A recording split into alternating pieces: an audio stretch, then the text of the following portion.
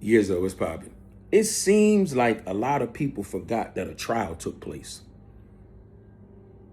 Because before the trial, the picture was painted. Who Puff was, what he did to people, what he did to Cassie. A picture was painted, a very clear picture, and people didn't like it. But by the time the trial was over, some of those very same people saw that Cassie was more of a complicit participant than a victim. The other adults were complicit participants, not victims. Everybody was doing what they wanted to do for whatever reason they was doing it for.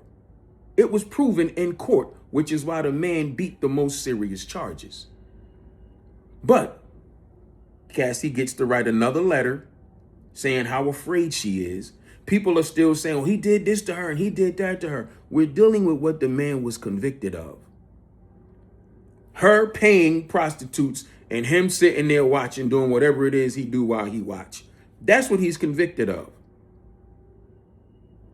And these people are asking for 11 years simply because they want the judge to apply acquitted conduct, which means even though he beat those charges, they want his accusations to be applied to his sentencing, even though he beat it.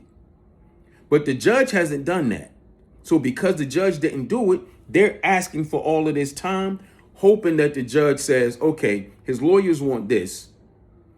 The prosecution wants this. I'm just going to go somewhere in the middle. That's what they're hoping for. They're reaching for the sun, moon, and stars, hoping they at least catch a cloud. But really, Puff should get time served. He's a first-time offender. No minors on his case. No violence on his conviction. Good time credit. Time served. There's no reason for this man to still be in prison.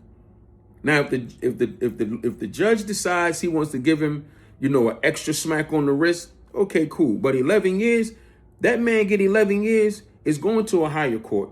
It's going to get overturned, and somebody going to be in trouble because the misconduct is going to be too obvious. They done already had this man sitting in jail with no bail for no reason.